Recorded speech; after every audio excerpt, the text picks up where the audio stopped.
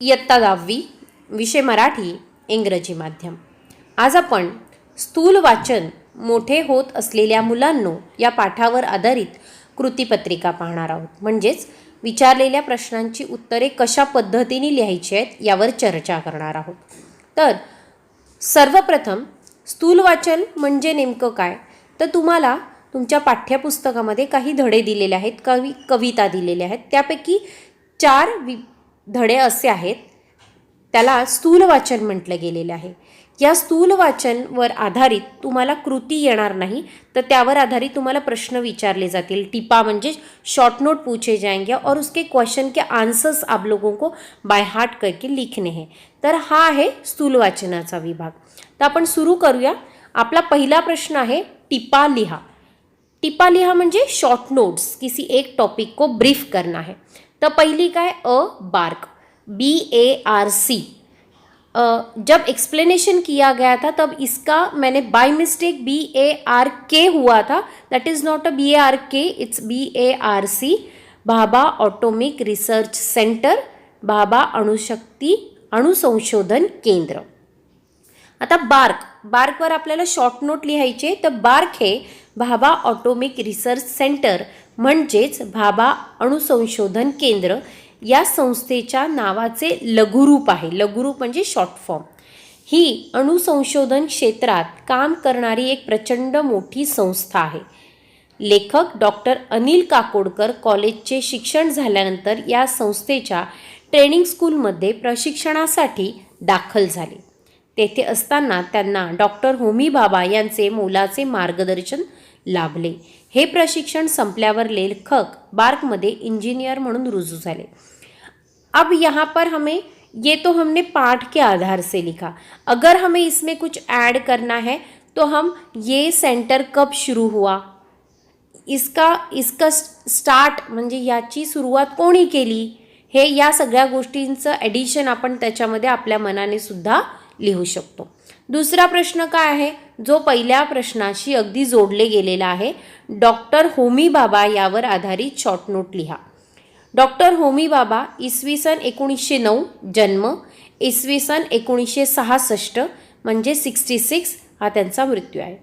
अणुभौतिकशास्त्रज्ञ होते. भारताच्या अणुऊर्जा विकास कार्यक्रमाचा पाया त्यांनी रचला होता आणि अणुऊर्जा व अण्वस्त्र विकास कार्यक्रमाचे प्रणेते मानले जातात. आता डॉक्टर होमी भाभाची ही बेसिक माहिती तुम्हाला सांगितली. आता पाठाच्या आधारे मतलब जो लेसन है उसका सपोर्ट लेते हुए अगर हमें लिखनी है ये शॉर्ट नोट तो कैसे लिखेंगे. तर डॉक्टर होमी भाभा हे प्रख्यात अणुशास्त्रज्ञ होते. त्यांनी भारतातील अणुसंशोधनाचा पाया घातला. त्यांच्या या कार्याच्या सन्मानार्थ भाभा ऑटोमिक रिसर्च सेंटर या संस्थेला यांचे नाव देण्यात आले. लेखक डॉक्टर अनिल काकोडकर यांना भाभा अणुसंशोधन केंद्रात काम करत असताना डॉक्टर होमी भाभांचे बहुमोल मार्गदर्शन लाभले. आपण काय काम करायचे ते आपणच ठरवलं पाहिजे आणि आपलं काम आपणच निर्माण केलं पाहिजे, हा अतिशय महत्त्वाचा व प्रेरणादायी विचार डॉक्टर भाभांनी डॉक्टर काकोडकर यांच्या मनात रुजवला. आता डॉक्टर होमी भाभा ये कौन होते, ये कौन थे, ये हमने पहले लिखा. उसके बाद उन्होंने डॉक्टर अनिल काकोडकर इनको कौन सा एक वेरी नाइस मैसेज और इम्पैक्टफुल मैसेज दिया वो हमें लिखना है. नेक्स्ट है स्काय इज द लिमिट. ही परिस्थिती केव्हा निर्माण होऊ शकते हे पाठाच्या आधारे लिहा. पाठाच्या आधारे लिहा म्हणजे काय, तो आपको हमारे इस लेसन का सपोर्ट लेते हुए एक स्टोरी टाइप या आंसर हमें लिखना है. तर आपण काय लिहू शकतो, तर लेखक भाभा ऑटोमिक रिसर्च सेंटरच्या ट्रेनिंग स्कूलमध्ये प्रशिक्षण घेत असताना तेथे त्यांच्यासह सुमारे 100 मुले मतलब हम वो इंसिडेंट लिखेंगे जिस इंसिडेंट में ये एक मैसेज हमें मिला था कि स्काई इज़ द लिमिट. ये परिस्थिति, ये सिचुएशन कब निर्माण हो सकती है, जब उन्होंने लेखक डॉक्टर अनिल काकोडकर जी ने होमी भाभा से पूछा कि हम तो इतने सारे बच्चे हैं, क्योंकि वो उस टाइम पे वो इंस्टीट्यूट जो था वो छोटा सा था, तो हम इतने 100 से ऊपर बच्चे हैं तो हम क्या काम करेंगे, यहाँ पे तो काम ही नहीं है, इतनी फैसिलिटीज़ भी नहीं है. तब उन्होंने समझाते हुए कहा था की आपलं काम, स्वतःचं काम स्वतः शोधायला लागा. कुणी येऊन आपल्याला काम सांगेल आणि त्याच्यानंतर जर आपण काम करणार असू तर असं चालत नाही, तुम्ही मोठे कधी होणार. तर त्यांनी तेच सांगितलं की स्वतःचं काम स्वतः शोधायला शिका, तेव्हाच ही परिस्थिती निर्माण होईल. Sky is the limit. Metallising प्रक्रियेवर काम न होण्यामागची कारणे कोणती असावीत? अब ये कौनती असावित, इसका आंसर हमें खुद रेडी करके लिखना है कि इमेजिन करना है कि ये जो प्रक्रिया है, ये जो एक काम था, ये शुरू क्यों नहीं हुआ. जब तक डॉक्टर अनिल काकोडकर आए तब उससे पहले कई लोग आके गए, कई इंजीनियर्स आके गए, लेकिन किसी ने भी इस पर काम नहीं किया, जिसे कहते हैं मेटलाइजिंग. अब क्यों नहीं किया होगा, तो हो सकता है की काम शुरू करने से पहले ही त्यांनी अनेक हेल्पिंग हँड्सची मागणी केली असेल, काही मदतनीस मागवले असतील, म्हणून हे काम सुरू झालं नसेल. किंवा मग त्यांनी हाताखाली काम करण्यासाठी मदतनीसांची मागणी केली असेल, म्हणून हे काम सुरू झालं नसेल. किंवा मग अनेक साधन सामग्रीची मागणी केली असेल. साधन सामग्री म्हणजे यंत्र, इंस्ट्रूमेंट्स की उन्होंने शायद हो सकता है बहुत ऑफर की हो, इसीलिए ऑफर नाही, मागणी केली असेल, म्हणून हे काम सुरू झालं नसेल. असं आपल्याला आपल्या विचाराने ते उत्तर लिहायचं आहे. आधी केले मग सांगितले या उक्तीचा यथार्थ स्पष्ट करा. म्हणजे आधी सांगितले, आधी केले मग सांगितले. काय आहे? आधी केले मग सांगितले. अर्थात कल हमने देखा कि कोई भी काम करने से पहले ये इतना कॉन्फिडेंस रखो कि वो काम मुझे आता है, वो काम मैं खुद कर सकता हूँ, फिर ही मैं किसी को बोल सकता हूँ कि ये काम तुम करो. इतना कॉन्फिडेंस होगा तो ही आपका सामने वाला बंदा जो है, सामने पर्सन आपके साथ काम करने वाला है, वो ये काम करेगा.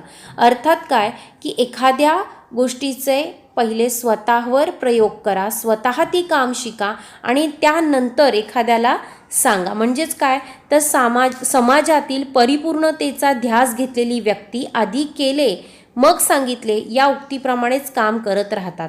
आपल्याला ज्या क्षेत्रात काम करायचे आहे त्या क्षेत्रातील प्रत्येक बारीक सारीक काम ते स्वतः शिकून घेतात. त्यामधील बारकावे मतलब छोटी छोटी चीज़ें जान लेते हैं.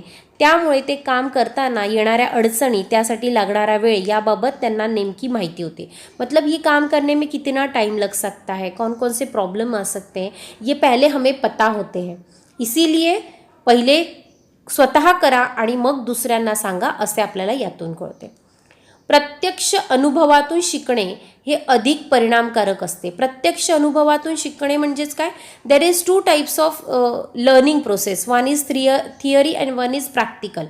तो थियरी तो हमें सीखनी है, लेकिन उसके साथ साथ हमें प्रैक्टिकल भी करना है. प्रत्यक्ष अनुभव म्हणजे ती स्वतः ते काम केल्यावर त्या अनुभवातूनच आपल्याला कळतं की हे काम किती मोठं आहे, किती छोटा आहे, काय काय अडचणी येऊ शकतात, क्या क्या प्रॉब्लम्स आ सकते, ये काम करने में कितना समय जा सकता है. म्हणून आपल्याला काय करायचं आहे, ते काम स्वतः अनुभव घेऊन ते काम आपल्याला शिकलं पाहिजे. ते जास्त परिणामकारक असतं. परिणामकारक म्हणजे काय तर ते जास्त इफेक्टिव्ह असतं. This is called a personal experience.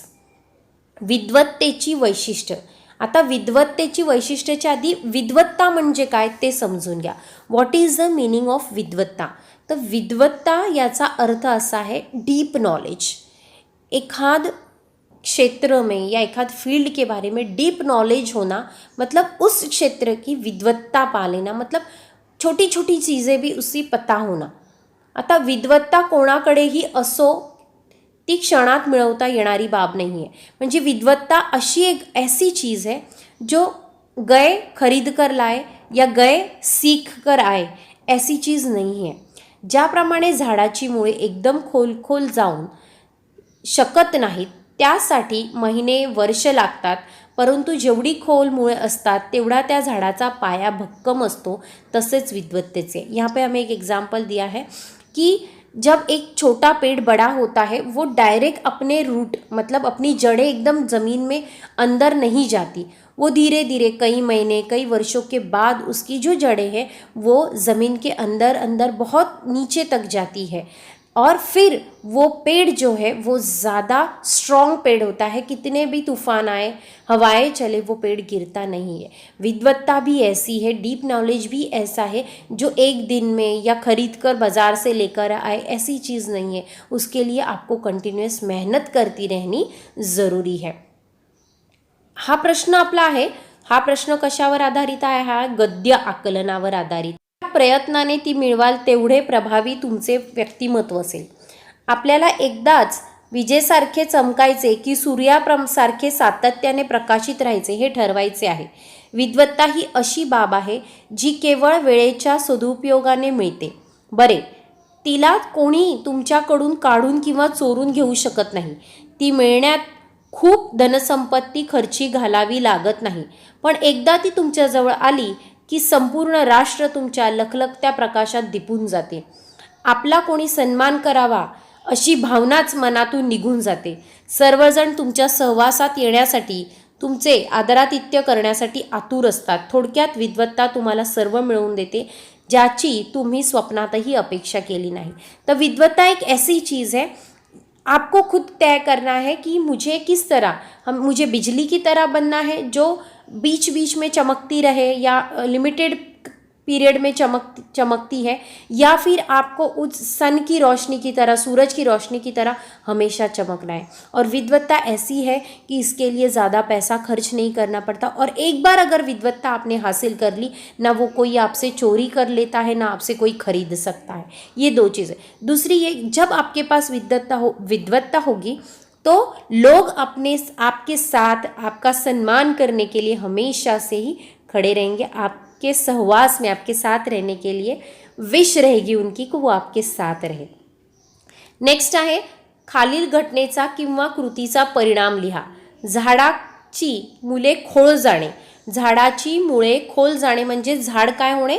खूप भक्कम होणे, स्ट्रॉंग होणे. प्रयत्नांती विद्या मिळणे. प्रयत्नांनी विद्या मिळणे म्हणजे काय? तर आपण विद्वत्ता प्राप्त करणे.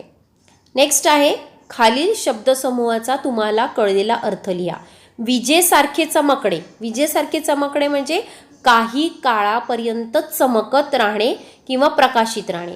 आणि सूर्यासारखे चमकणे म्हणजे काय? तर सतत प्रकाशमय राहणे आणि लोकांना प्रकाशित करत राहणे. खालील वाक्यातील अधोरेखित शब्दांची जात ओळखा. संपूर्ण राष्ट्र तुमच्या लखलखत्या प्रकाशाने दिपून जाईल. यामध्ये संपूर्ण विशेषण, राष्ट्र नाम आहे, तुमच्या सर्वनाम आहे आणि प्रकाशाने सुद्धा नाम आहे. तर ही आहे शब्दांची जात. व्यक्तीला विद्या प्राप्त झाल्यानंतर कोणकोणत्या गोष्टी मिळू शकतात ते स्पष्ट करा. व्यक्तिला विद्या प्राप्त झाल्यानंतर मतलब व्यक्ति के पास अगर नॉलेज हो तो आपको कौन कौन सी चीज़ें मिल सकती है. सबसे अहम बात है, एक है रिस्पेक्ट, दूसरी पहचान है. रिस्पेक्ट, पहचान. तीसरा है कि हो सकता है जिस फील्ड में हो आपको पैसा मिलने लगे. एंड सबसे बड़ी बात, you will get the satisfaction, mental satisfaction, म्हणजेच तुम्हाला मानसिक समाधान मिळते. अशा प्रकारे ही होती कृतीपत्रिका. Thank you so much. धन्यवाद.